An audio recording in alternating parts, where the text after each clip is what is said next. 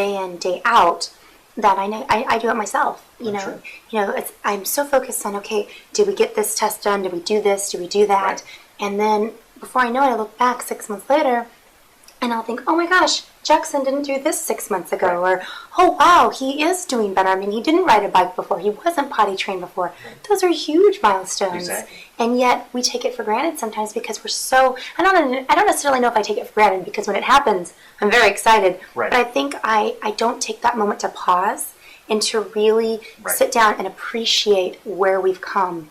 Well, it's easy to forget, things that were traumatic. Mm-hmm. Well, I can't say it all the time, but if you haven't been sleeping and you're sleeping, you can quickly forget that you weren't sleeping. Mm-hmm. But you're right, you need to celebrate those. In fact, one thing to help me, and visit to visit, but it's specifically also to help families, is I ask them, to try to involve the child too, if they can understand, if you were able to take a magic vitamin, what would you want to do?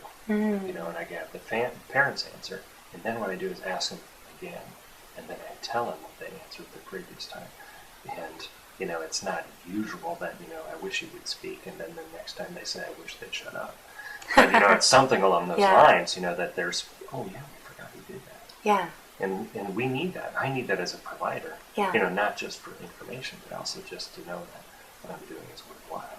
Well, and but the same thing for folks. Yeah, we have to take that moment, and I really stress that to the viewers because, I could remember, gosh, it wasn't even that long ago. It was probably 2 years, which seems long, but it really isn't in the big picture, Yeah. of where I would go into my son's room and there'd be poop, everywhere. And I remember walking down that hall at 2 o'clock in the morning, knowing that smell, going, oh no. And, walking in, either he'd be asleep, and it'd be like everywhere. And, we did everything we could to prevent it. We Right. had the baby monitors, Mm-hmm. After a while you just get tired, you fall Right. asleep. And, now my son goes in the bathroom, he's sitting on the potty, he's Mm-hmm. singing songs while he's going to the bathroom, reading books. And I can't even fathom thinking that would ever happen because Right. it's so not in our world anymore. Right. And so if you're watching and this is happening to you, know that that's just a moment in your life. It's not going to be forever, right? Absolutely. And so now what is one of your, I guess, I'm sure you've had so many stories that have touched you and you'll never forget for as long as you live. Do you have one that stands out above the rest? Many, but of course one of the ones the two that stand out is my son's recovery, where he is, and I still Absolutely. see him able to continue to recover. But my stepson, is essentially recovered. Oh. And now were you helping with that process? I'm part of it, Uh-huh. but Part of the team? Part of the team, but he was also lucky to have, a dedicated mom and dad that really wanted to see him get better too. Mm. And the school districts and his therapists. That's the key thing, My role I see, is again unlocking the kids' ability to learn, to access learning, and therapy. But it's really therapy, education. Mm-hmm. The behavioral strategies. That's where the rubber meets the road. That's where the developmental delay is coming up. Mm-hmm. And so I see myself as just a small part of that. Well, I find that to be a much bigger part than a small part, just my own personal observation. Now, for a parent that's watching out there, what would be a couple of steps that you would recommend them to do right now if either one, they are not on any particular treatment plan, let's say they're newly diagnosed, or two, maybe they are in a treatment plan, but they're not really seeing what they want to see. Maybe they feel they've been doing the same thing for a long time, which sometimes we do get in that kind of rut. Right. Well, I think the first thing is education. Mm-hmm. And the other is. How would you say education though? Would it be something online? Would it be a book? Well, talking to other parents? I think the most important thing is talk to other parents, because especially other seasoned parents, let's put it that way, that have seen, what's worked for several families. So there's, a number of support groups out there where moms get together, and I think that's probably one of the best.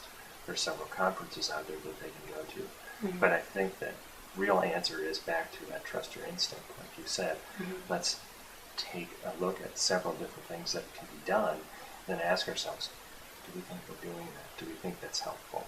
And then when you're going along the process is, if something's not working, it's okay to stop it. And I think that's the biggest challenge. I know for myself even. I've done this with diets, I've done this with therapies.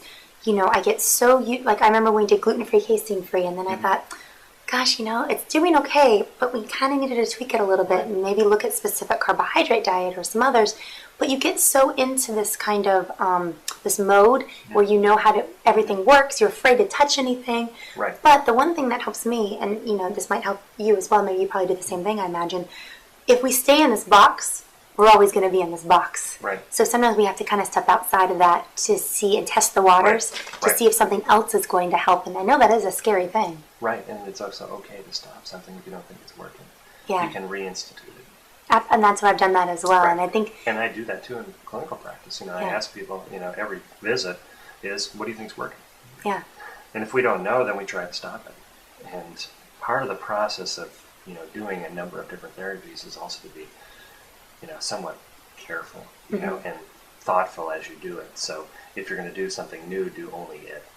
Yeah. And then wait a period of to time. to see what's working. Is it helpful or not? Yeah. Because then you can just scrap it out if it doesn't work If you right off the bat. if you throw 5 things into the mix of things, you're not sure what's going to work. Exactly. Early on, I wouldn't say I don't necessarily do the beginning things one at a time, because proper diet, adequate nutrition, Yes. basic zinc, some of the other Basic supplements supplements, they're so basic, that we just start those all at once. And there's a couple kids that don't respond perfect, to those nutrients. They have adverse reactions. Well, you do it often enough. You can say, okay, we're going to slow this one down or stop it for now and try something different.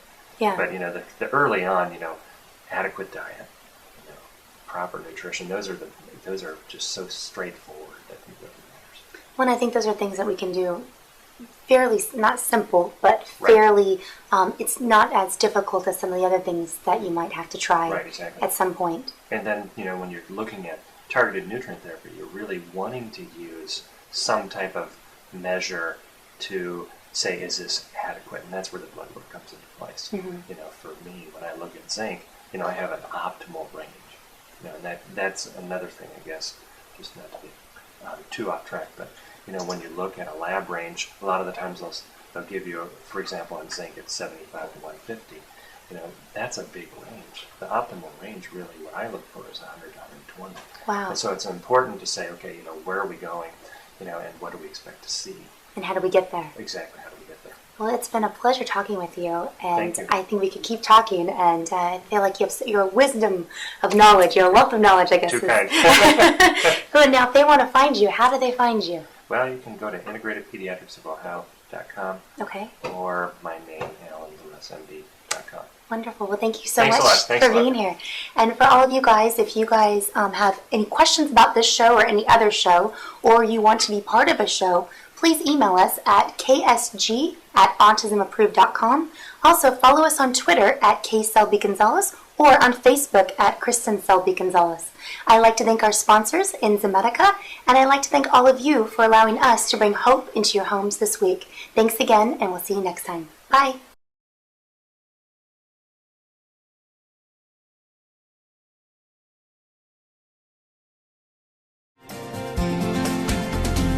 Thank you for joining us for Autism Approved with Kristin Selby Gonzalez.